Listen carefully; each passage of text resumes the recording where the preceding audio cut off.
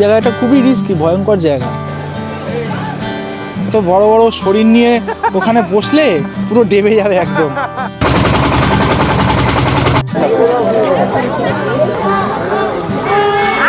এই জায়গায় আসতে গেলে কিন্তু মুকুটমণিপুর আসতেই হবে।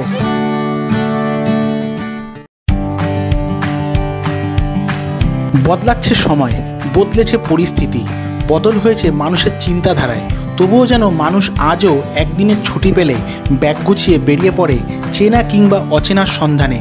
তাই আমিও বেরিয়ে পড়েছিলাম কলকাতা থেকে বাঁকুড়া হয়ে মুকুটমণিপুরের উদ্দেশ্যে, যেখানে রয়েছে কংসাবতী ড্যাম, ডিয়ার পার্ক, সাথে রকমারি খাবার, আরও অনেক কিছু। আর এই সব নিয়েই আমার এইবারের মুকুটমণিপুর ভ্রমণ।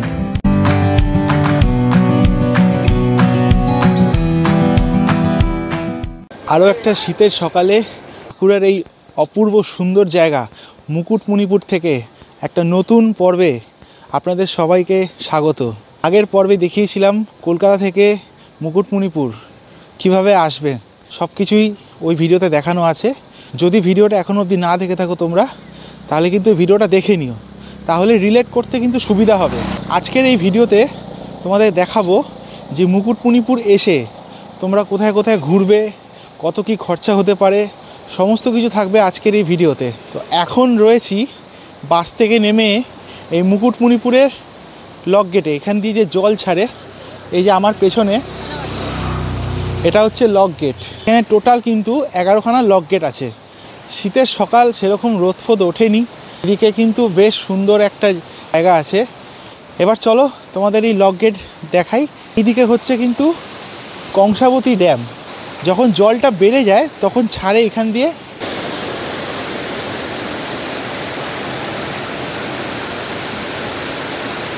এগুলো হচ্ছে লক গেটের সব মেশিন ঘর, এখান থেকেই সমস্ত কিছু কিন্তু অপারেট করা হয়। আর এখানে কিন্তু সব মিটার করা আছে। এটা হচ্ছে দরজা, এটা ওপরে খোলার পর তারপর ওখান দিয়ে কিন্তু জলটা এরকম আসে। ঠিক জলগুলো ছাড়ার পরে এগুলো জলের নিচে থাকে যখন বর্ষার সময়। এই জায়গাটা খুবই রিস্কি, ভয়ঙ্কর জায়গা। যারা যাবেন সবাই নিজের রিস্কে যাবেন, নিজের দায়িত্বে যাবেন। সকাল সকাল দেখছি শৌচালয়ের লাইন বেশি। আলটিমেটলি মুকুটমণিপুর হচ্ছে একটা পিকনিক স্পট, মানে পশ্চিমবঙ্গের অন্যতম সেরা পিকনিক স্পটগুলোর মধ্যে মুকুটমণিপুর হচ্ছে একদম আদর্শ। বহু মানুষ এসছে, মানে হাজার হাজার মানুষ আমি এখনই দেখতে পাচ্ছি। ঘড়িতে এখন হয়ে গেছে 7:30। এখানে আমি যাওয়ার চেষ্টা করব আর তোমাদেরকে একটু গিয়ে ভিউটা জাস্ট দেখাবো। এদিকে দেখো লক গেটের পাশে এখানে একটা চিলড্রেন্স পার্ক আছে। এই যে লক গেটের পাশে যেটা তোমাদেরকে চিলড্রেন পার্কটা দেখালাম, এই চিলড্রেন পার্কের পেছনে মানে ভেতরে একটা গেস্ট হাউস মতো রয়েছে, মুকুটমণিপুর গেস্ট হাউস। এই গেস্ট হাউসের ভেতরে শৌচালয় রয়েছে। তো যারা এই পিকনিক বাস আসছে তাদের তো সকালের তো কাজকর্ম দরকার, তো তার জন্য কিন্তু এটা কিন্তু একটা বেস্ট অপশান। এখানে যে টিকিট কাউন্টার দেখছো, টিকিট কাউন্টার এখান থেকে 5 টাকা দিয়ে টিকিট কাটলে স্নান, বাথরুম সব কিছুই কিন্তু করতে পারবে। আর এছাড়া এখানে চিলড্রেন পার্কটা যে আছে, এই চিলড্রেন পার্কের এখান দিয়ে নিচে নামলে ওই জায়গাটা আছে, ওইখানে তোমরা পৌঁছাতে পারবে। তার জন্য কিন্তু 10 টাকা টিকিট মূল্য, 10 টাকা জন প্রতি টিকিট নিয়ে নিয়েছি। এই চিলড্রেন পার্কের ভেতরে ঢুকবো। চিলড্রেন পার্কে ঢুকে পড়েছি।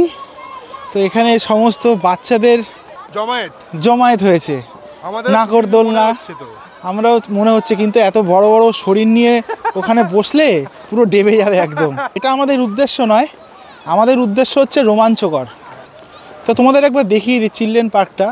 যখন ঢুকেই পড়েছি 10 টাকার টিকিট কেটে। ছোটদের পার্ক, প্রত্যেকে বেশ আনন্দ করছে, মজা করছে।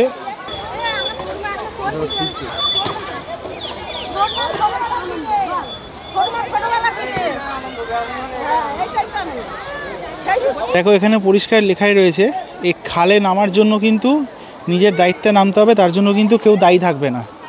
আর এই সেই দূরে লক গেট, ওই সেই লক গেট থেকে তোমাদের এই জায়গাটা দেখাচ্ছিলাম। অনেক মানুষ কিন্তু এসছে।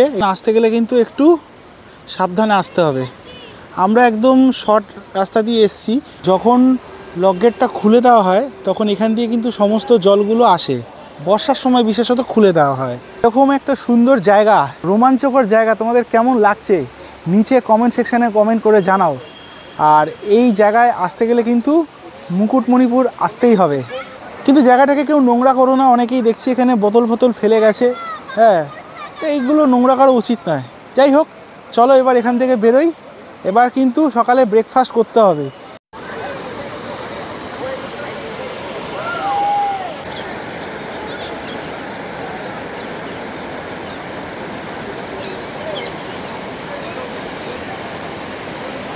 চিলড্রেন পার্ক থেকে বেরোলাম, সামনে প্রচুর হোটেল রেস্টুরেন্ট আছে। তবে আমি শুনেছি কিন্তু বাঁকুড়ায় কিন্তু এই সকাল সকাল কিন্তু চপ মুড়ি খুব ফেমাস। পরপর কিন্তু সারি দিয়ে অনেকগুলো হোটেল রয়েছে সকালের জলখাবার করার জন্য। তা আমি এই দাদা বৌদি হোটেলটা বেছে নিলাম।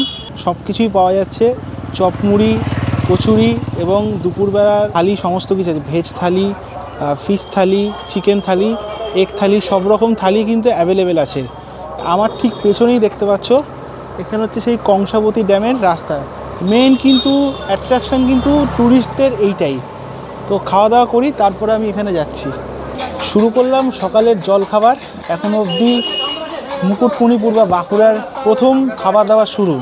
প্লেটে দিয়েছে হচ্ছে 5টা কচুরি, আর এখানে ঘুগনি দিয়েছে, আর ডিমের অমলেট নিয়েছি। এই এক প্লেটে আছে 5 পিস। 5 পিসের দাম হচ্ছে 25 টাকা। 5 পিসে তো পেট ভরবে না, এই যে এইটুকু সাইজ। খাওয়া দাওয়া করি, খাওয়া দাওয়া করে তারপরে কীভাবে ঘুরবো সেটা তোমাদেরকে দেখাবো। কচুরির টেস্ট কিন্তু অসাধারণ। আর এই হচ্ছে ডিম ভাজা, ভালো। এখানকার গ্রামের খাবার দাবার ভালোই হয়, খারাপ হয় না। জমিয়ে করলাম সকালের ব্রেকফাস্ট, আর এবার যাচ্ছি কিন্তু অ্যাকচুয়াল সাইট সিনের জন্য। এখান থেকে যেখানে খেলাম মোটে 100 মিটার। বোটিংয়ের জন্য পার হেড কস্ট কিন্তু হচ্ছে 150 টাকা। ওই হচ্ছে বোটিং কাউন্টার। এখানে কিন্তু পিকনিকের জন্য প্রচুর বাস এসছে। আমার পেছনে কিন্তু পুরো বাস, তার পেছনে কিন্তু পুরো পিকনিকের স্পট একদম। তো এখানে যে গাড়ি নিয়ে আসতে পারো, পিকনিক করার কিন্তু একদম সুব্যবস্থা আছে এখানে। যেহেতু বাঁকুড়ার হস্তশিল্প খুব বিখ্যাত পুরো পশ্চিমবাংলায়, তো এখানে কিন্তু হস্তশিল্পের জন্য প্রচুর দোকান বসেছে। আগে বোটিংটা করে আসি, তারপর তোমাদেরকে সেই মার্কেটটা দেখাবো। আচ্ছা, এইখান থেকে টিকিট কেটে নিলাম। এইটা হচ্ছে টিকিট কাউন্টার, আর এই হচ্ছে 150 টাকা করে। টোটাল কিন্তু 5টা জায়গা ঘোরাবে ওরা। আমাদের বোটের নাম হচ্ছে বোমভোলে। বোমভোলে দাঁড়িয়ে রয়েছে ওইদিকে। আর যারা 50 টাকার টিকিট কাটবে তাদেরকে কিন্তু শুধুমাত্র 2টো জায়গায় ঘোরাবে। একটা হচ্ছে ডিয়ার পার্ক, আর একটা সোনার বাংলা। তো উঠেই পড়েছি, ঠিক আছে। এখানে কিন্তু আমাদের টোটাল কিন্তু 5টা সাইট সিন ঘোরাবে। আরও একটা অপশান হচ্ছে, সেটা হচ্ছে ওখানে টোটো রয়েছে। টোটোতেও কিন্তু 5টা সাইট সিনই ঘোরাচ্ছে। ওখানে টোটাল নিচ্ছে 500 টাকা। তো বেস্ট অপশান আমরা এটাই চুজ করলাম, যেহেতু এখানে খরচাও কম। টাইমটা এদিক ওদিক হয়ে যাবে, অ্যাডজাস্ট হয়ে যাবে, সেটা নিয়ে সমস্যা নেই। বোটিংয়ের জন্য এখন অপেক্ষা করছি। আমি শুনেছি 20 জন বা 18 জন না হলে বোট ছাড়ে না। একটা কথা বলে দিই, যখন বোটে তোমরা রাইড করবে, এই লাইফ জ্যাকেটটা কিন্তু মাস্ট, এটা কিন্তু পরতেই হবে। যদিও আমি নিজে এখনও পরিনি, তবুও বলছি সেফটির জন্য প্রত্যেককে এটা দরকার। আর এখন এই ভট ভট ভট ভট আওয়াজ হবে, তাই এখন আর কথা বলছি না। একদম পুরো স্পটে গিয়ে দেখা হচ্ছে তোমাদের সাথে।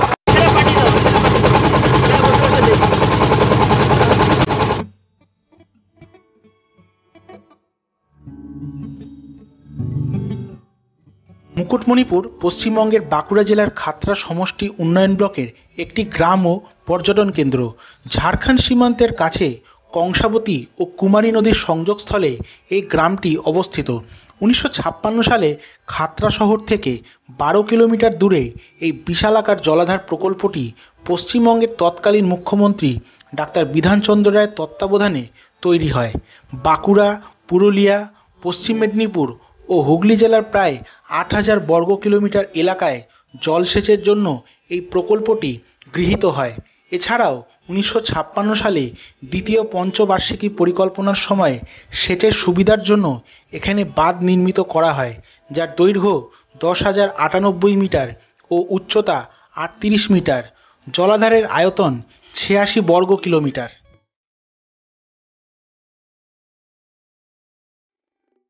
দারুণ সুন্দর একটা বোট রাইড করলাম। প্রায় 20 থেকে 25 মিনিটের একটা বোট রাইড। একটা হচ্ছে পরেশনাথের শিব মন্দির, আর হচ্ছে কালী মন্দির। এটা হচ্ছে শিব মন্দিরে ওঠার সিঁড়ি, আর এইখানে আছে হচ্ছে কালী মন্দির। এক এক করে সব কিছুই দেখবো, তবে আমাদের সময় কিন্তু খুব কম দিয়েছে, 20 মিনিট বলেছে। এটা হচ্ছে পরেশনাথের শিব মন্দিরে ওঠার সিঁড়ি। সিঁড়িগুলো মোটামুটি চওড়াই আছে, খুব একটা অসুবিধা হওয়ার কথা নয়।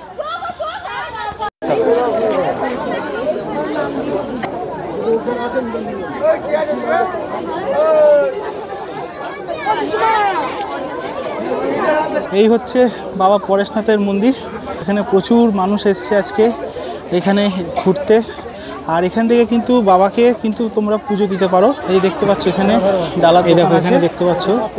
আর প্রচুর মানুষের ভিড় হয়েছে কিন্তু আজকে, যেহেতু আজকে রবিবার। এই হচ্ছে বাবার দর্শন করে নাও তোমরা। এখানে লেখা আছে উপরে উঠে ছবি তুলবেন না, কিন্তু সবাই ছবি তুলছে। আর এই সেই বোট থেকে নামার পরে এখান দিয়ে ওঠা যায়, বা ওই দিক দিয়েও কিন্তু ওঠা যায়। আর এই দূরে দেখতে পাচ্ছ ওটা কিন্তু হচ্ছে কালী মন্দির। পরেশনাথ মন্দিরে ঘোরার সময় আমার একটা জিনিস পড়ে যায়, আর সেটা খুঁজতেই অনেকটা সময় চলে যায়, যদিও আর পাইনি। আর সেই খেয়ালে কালী মন্দিরটা এবারে আর যেতে পারিনি। তবে আপনারা অবশ্যই যাবেন, আর 150 টাকার টিকিটটা একদম হারাবেন না। সেটা থাকলে যে কোনো বোটেই ঘুরতে পারবেন। এরপর অন্য একটা বোটে চড়ে রওনা হই ডিয়ার পার্কের উদ্দেশ্যে। আর পরেশনাথ মন্দির দেখার পর আমরা এই মুহূর্তে চলে এসেছি ডিয়ার পার্ক। ডিয়ার পার্ক এখান থেকে 2-3 কিলোমিটার। এখানে কিন্তু প্রচুর খাবারের দোকান অপশান আছে। আর এই যে সামনে যে ভটভটি ভ্যানগুলো দাঁড়িয়ে রয়েছে, এইগুলো করেই কিন্তু যেতে হয় ডিয়ার পার্কে। একটা ভ্যানে 10 জনের বেশি ওঠা যাবে না, আর 8 জন হলে মাথা পিছু 40 টাকা নেওয়া হবে। কিন্তু এখানে একটা সমস্যা আছে, যেহেতু আমরা 2 জন এসছি, সেহেতু কেউ আমাদেরকে গ্রুপে নিচ্ছে না। পার হেড কিন্তু 40 টাকা করে লাগে। অগত্যা আমাদের হেঁটেই যেতে হচ্ছে। বেশি ডিস্টেন্স নয়, অনেকেই হেঁটে যাচ্ছে। দেখো অনেকেই কিন্তু হেঁটে আসছে, পেছনেও অনেকে হেঁটে আসছে। 2 কিলোমিটার ডিস্টেন্স। এখানে দেখার 2টো জায়গা আছে, একটা হচ্ছে ডিয়ার পার্ক, আর একটা হচ্ছে সোনার বাংলা পার্ক। গ্রুপ পেলাম না, টাকা বাঁচবে 40 টাকা করে, কোনো অসুবিধা নেই। হেঁটে যাওয়ারও কিন্তু একটা বেশ ভালো অনুভূতি আছে। 2 সাইডে কিন্তু পুরো জঙ্গল, এই নিয়েই চলতে হয় আমাদের, কি করব, অ্যাডজাস্ট করতে হয় সব সময়। আচ্ছা, প্রায় 1 কিলোমিটারের কিছু বেশি আসার পরে পেছনেই আমরা সোনার বাংলা পার্ক ছাড়িয়ে এলাম। আগে ডিয়ার পার্ক দেখব, তারপরে সোনার বাংলা পার্ক দেখব। তো আমার আন্দাজ এখান থেকে মানে বোট থেকে নামার পরে ডিয়ার পার্ক কিন্তু 2 কিলোমিটারের আশপাশে। দেখো তোমাদের আরেকটা জিনিস দেখাই। তো এই আইল্যান্ডে সবাই তো ডিয়ার পার্ক বা সোনার বাংলা পার্ক দেখতে আসে, তো এই গ্রাম্য পরিবেশ এইগুলো তো কেউ দেখায় না সচরাচর। তো এই ডিয়ার পার্ক যাওয়ার সময় এখানে দেখতে পাচ্ছি বনপুকুরিয়া প্রাথমিক বিদ্যালয়। দেখো সেই ছোটোবেলায়, আমার নিজের ছোটোবেলার স্মৃতি মনে পড়ছে, বেশ সুন্দর লাগছে। আমি যেখানে থাকতাম সেখানকার যে স্কুল ছিল খানিকটা প্রায় এরকমই ছিল। তখন অনেক পুরনো দিনের স্কুল, তো সেই স্মৃতিগুলো যেন কি বলবো, আর যাই হোক এগুলো মানে বলা যায় না। তো গ্রামের ভেতরে ভেবেছিলাম যাব, বাট কেউ তো যাচ্ছে না, আমরা গেলেই বা কী আর হবে। যাই হোক, এক স্কুলটা রাস্তায় চোখে পড়লো, তোমাদেরকে একবার দেখালাম। আমার ঠিক সামনেই হচ্ছে ডিয়ার পার্ক। তো এখানে কিন্তু কোনো রকম প্রবেশ মূল্য নেই, তোমার সামনেই হরিণ দাঁড়িয়ে থাকবে, তাদেরকে তুমি খাওয়াতে পারো। তো বাইরের খাবার কেউ দিও না, যেটা হরিণ ভালোবাসে সেটাই দাও। এইখানে দেখো ওই 10 টাকা করে শশা এগুলো পাওয়া যাচ্ছে হরিণকে খাবার দেওয়ার জন্য। এই নিয়ে নিয়েছি হরিণের খাবার, দেখি হরিণ খায় নাকি। পেট ভরে গেলে, না খেলে কিন্তু পুরো পয়সা নষ্ট।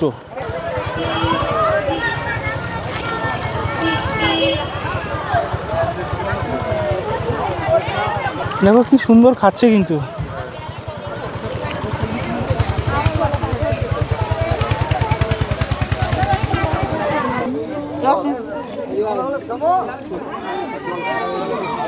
লাইফে এত কাছ থেকে প্রথমবার কিন্তু হরিণ দেখলাম, বেশ লাগলো।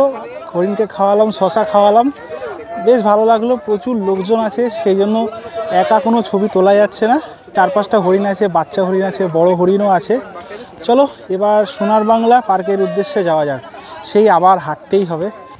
এবারে কিছু গুরুত্বপূর্ণ কথা বলি। মুকুটমণিপুর তো সবাই ঘুরতে আসবেই। শীত প্রায় শেষ। এই ভিডিওটা তোমরা যখন দেখবে হয়তো ফেব্রুয়ারির কোনো একটা তারিখে এই ভিডিওটা পাবলিশ হবে। বাঁকুড়াতে ভালোই গরম পড়ে, তো তোমরা যদি চাও এখানে আসবে তাহলে কিন্তু আসতে পারো। তবে সেই সময় কিন্তু কস্টিংটা হয়তো বেশি পড়তে পারে। বোটিং এখন কিন্তু প্রচুর মানুষ আসছে, সেই হিসাবে একটা বোটে 18 জন 20 জন হয়, তখন কিন্তু একটা বোট কিন্তু পুরো ভাড়া করতে হবে যদি গ্রুপে না আসো। এই যে ধরনের ট্যুরগুলো হচ্ছে, এই এতটা আমাদের হাঁটতে হচ্ছে, 8 জনের যে ভাড়া আছে সেটা একজনেরই দিতে হবে, মানে 320 টাকা হিসাবে কিন্তু কস্টিংটা অনেক পড়বে। তো এটাই বলবো, আমার এই ভিডিওটা তোমরা দেখে রাখো। জানি না আমার এই ভিডিও দেখে কজন তোমরা আসবে বা কিছু, তো যারাই আসবে না কেন তো খুব হেল্পফুল হবে। ডিয়ার পার্ক থেকে সোনার বাংলা কিন্তু 1 কিলোমিটারও নয়। এই চলে এসেছি সোনার বাংলা পার্কের এখানে টিকিট মূল্য যতদূর আমার জানা আছে 10 টাকা। এই 10 টাকার টিকিট। দেখো ভেতরটা এরকম সুন্দর ফুলের গাছ আছে, বিভিন্ন গাছপালা দিয়ে কিন্তু সাজানো। শুরুতেই একটা কথা বলে দিই, যারা এখানে ঘুরতে আসবে কোনো জিনিসে হাত দেবে না, কোনো গাছপালা কোনো কিছু নষ্ট করবে না। কেন একটা জিনিস কিন্তু এখানে বানাতে কিন্তু প্রত্যেকটা জিনিসই কিন্তু অনেক কষ্ট করতে হয়। তাই আসো, টিকিট কেটে দেখো, ফটো তোলো, করে চলে যাও। কোনো জিনিসে কেউ হাত দেবে না, কোনো জিনিস নষ্ট করবে না, কেন ওনারা কিন্তু অনেক কষ্ট করে এই জিনিসটাকে সাজিয়ে তুলেছে। এখান থেকে অনেকের রুটি রোজগার আছে। জিনিসটা যদি নষ্ট করো তাহলে কিন্তু অনেক ক্ষতি হতে পারে। তবে এই পার্কে বিশেষ কিছু ফুল, খরগোশ, ময়ূর আর কিছু প্রজাতির পায়রা এবং মুরগি ছাড়া সেরকম দেখার কিছুই নেই। চাইলে নাও আসতে পারেন।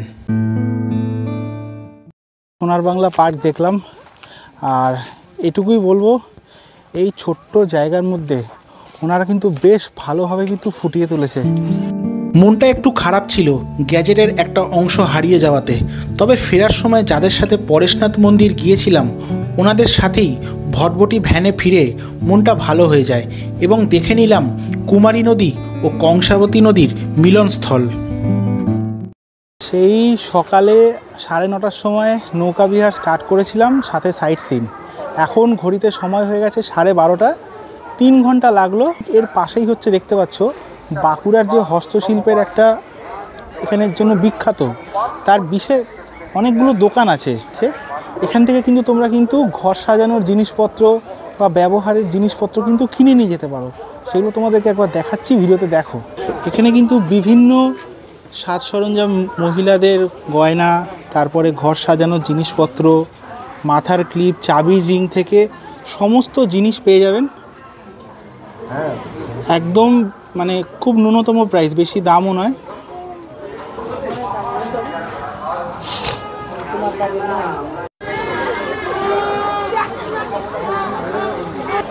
এই মার্কেটটাতে বিভিন্ন ধরনের টেরাকোটার শিল্প, ডোকরার কাজ, বাচ্চাদের খেলনা, অনেক ধরনের কিন্তু জিনিসপত্র পাওয়া যায়। যখন তোমরা এই কংসাবতী ড্যামে ঘুরতে আসবে তখন সমস্ত কিছু জিনিস তোমরা দেখতে পেয়ে যাবে। আমার পেছনেই দেখতে পাচ্ছ এই যে দোকানগুলো রয়েছে, এখানে অনেক ধরনের হাতের কাজের জিনিস নিয়ে বসে আছেন। আর দেখতে পাচ্ছ এই ধরনের যে খাবারগুলো, এখানকার যে ফেমাস খাবার। এই যে সিঁড়ি দিয়ে নামলে এখানেও কিন্তু প্রচুর মার্কেট আছে, বিভিন্ন সাজ সরঞ্জাম, টেরাকোটার জিনিস কিন্তু পাওয়া যায় এখানে। এখন যাচ্ছি আবার সেই সকালের দাদা বৌদি হোটেলে, দুপুরের লাঞ্চ করতে হবে। আর এখানে এই ছোটো ছোটো বাচ্চাদের গাড়ি, এরকম ঘোড়ার রাইড কিন্তু হয়। জাস্ট ওখান থেকে এখানে নিয়ে আসবে, এই এরকম রাইড হয়, ওই 100 টাকা করে নেয়।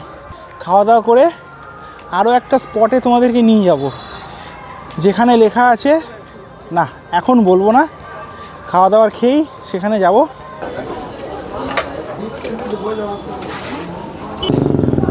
ভাত, ডাল আর আলু পোস্ত আলু পোস্তর চেহারা আমার ঠিক ভালো লাগলো না, পুরো একদম জল, আর একটা সবজি দিয়েছে আর আলু ভাজা দিয়েছে। আর এখানে আমি নিয়ে এসেছি চিকেন থালি, এটার দাম পড়েছে 130 টাকা। নর্মাল ভেজ থালি 50 টাকা, আর চিকেন দিয়ে সেটা 80 টাকা দিয়ে 130 টাকা। এই চিকেন চলে এসছে, খেয়ে দেখি যে চিকেনটা কীরকম খেতে, তারপরে তোমাদেরকে বলছি যে তোমরা এখানে আসবে কি না আসবে।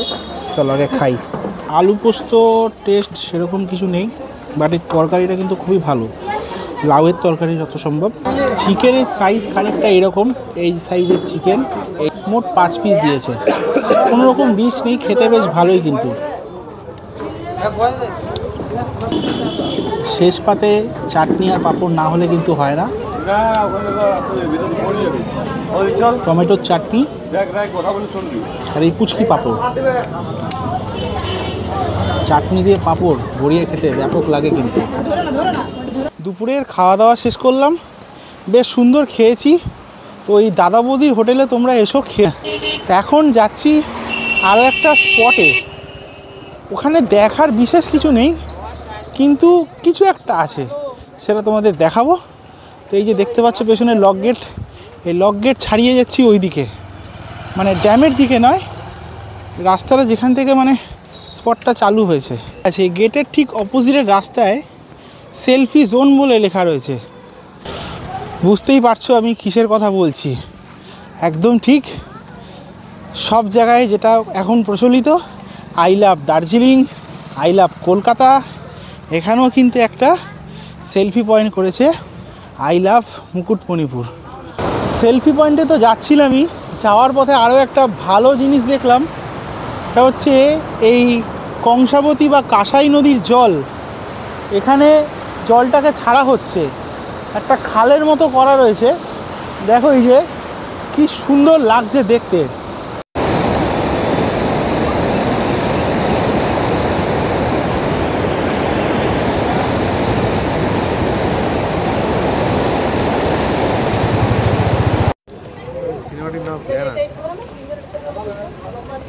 এখন একটু যাচ্ছি ড্যামের পাশে, ওখানে একটু বসবো, তারপরে আমাদের বাস আসবে হচ্ছে 3:50 নাগাদ, যেটা ডাইরেক্ট বাঁকুড়া স্টেশন পৌঁছে দেবে। তারপরে আমাদের ট্রেন আছে আবার ফেরার রাত্রি 11:56। বহুত দুঃখের খবর এটা, কিন্তু কিছু করার নেই, আমরা এই রূপসী বাংলা এক্সপ্রেস পাইনি, তার জন্য আমাদের এতক্ষণ অপেক্ষা করতে হবে। তো যাই হোক, ওভারঅল আজকের ভিডিওটা এখন অবধি তোমাদের কাছে কেমন লাগলো নিচে কমেন্ট সেকশানে কমেন্ট করে জানাও। আরও বেশ কিছু ইনফরমেশান দেওয়ার আছে, টোটালি বাঁকুড়া ট্রিপে একদিনের ভ্রমণে আমার কত খরচা হলো, বা তোমরা আসলে তোমাদের কীরকম খরচা হবে, সব কিছু দেবো ভিডিওর শেষে। ততক্ষণ আর কিছুক্ষণ এই ভিডিওর সাথে জুড়ে থাকো, জানতে পারবে সব কিছু।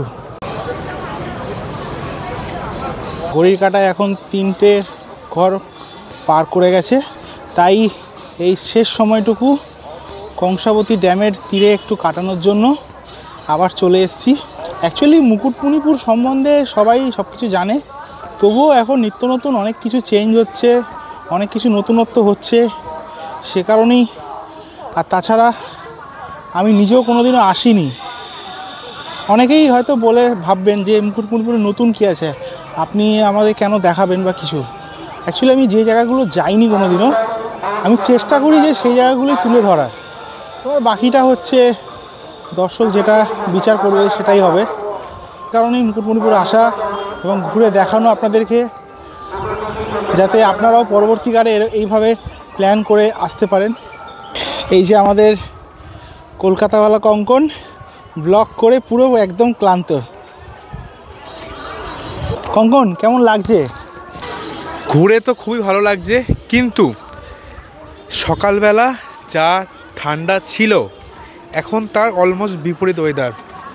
দুটো জ্যাকেট পরে এসেছিলাম, এখন এই জ্যাকেটটা খুলতে পারলে ভালো হয় আমার, না এতটাই গরম লাগছে। কিন্তু ট্যুরটা অসাধারণ হয়েছে, যেটা তোমরা দাদার ভিডিও দেখলে বুঝতে পারবে যে কতটা দাদা এনজয় করেছে, আমি এনজয় করেছি, কতটা ভালোভাবে ট্যুর করেছি।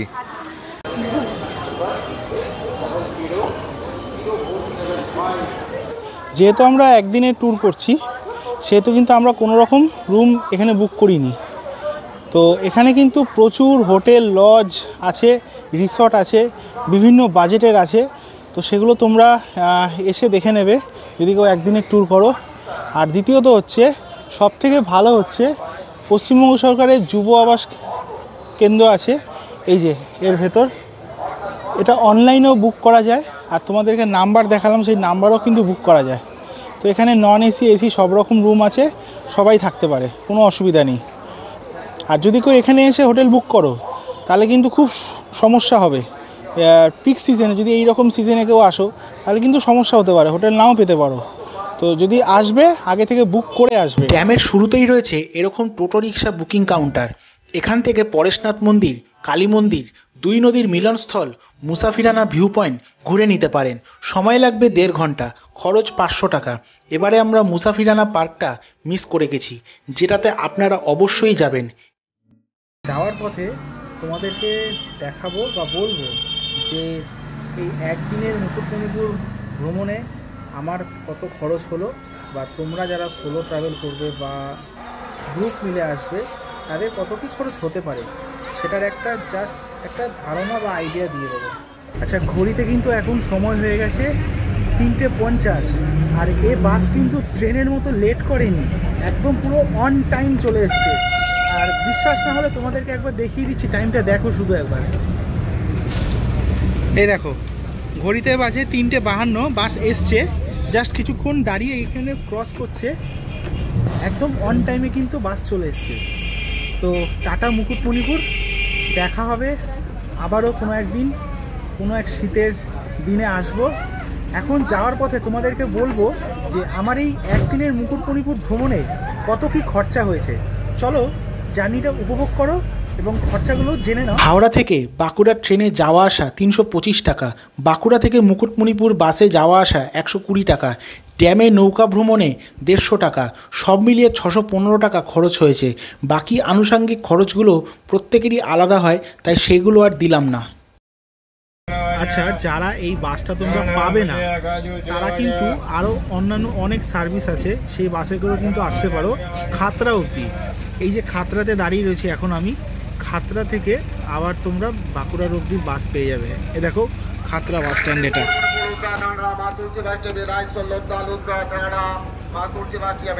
এখান থেকে বাঁকুড়ার বাস পেয়ে যাবে, প্লাস যদি কেউ তোমরা দুর্গাপুর থেকে আসো দুর্গাপুরেরও বাস পেয়ে যাবে। বাঁকুড়া স্টেশনে পৌঁছেছি, আর 2 নম্বর প্ল্যাটফর্মে আমরা বসে আছি। তোমাদের আরও একটা ইনফরমেশান দিয়ে রাখি, যাদের এরকম রাত্রিবেলা ট্রেন থাকবে, বাইরে তো বিভিন্ন খাবারের দোকান আছেই, এখানেও কিন্তু বেশ কিছু স্ন্যাক্সের দোকান আছে। তার মধ্যে প্রত্যেকটা ভালো ভালো স্টেশনে ফুড ট্র্যাক কিন্তু থাকে ইন্ডিয়ান রেলের তরফ থেকে। এই হচ্ছে আইআরসিটিসির ফুড ট্র্যাক। এখান থেকে কিন্তু তোমরা কিন্তু খাবার দাবার কিনে কিন্তু খেতে পারো। ভিডিওটা এখানেই শেষ করছি বাঁকুড়া স্টেশন থেকে। তো আজকের ভিডিওটা কেমন লাগলো তোমরা অবশ্যই কমেন্ট সেকশানে কমেন্ট করে জানাও। ভিডিওটা ভালো লাগলে একটা লাইক করো, আর সবার সাথে শেয়ার করো, আর অতি অবশ্যই চ্যানেলটা কিন্তু সাবস্ক্রাইব করো।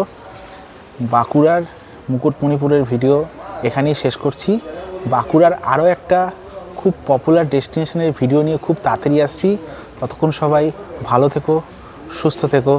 ধন্যবাদ, গুড নাইট।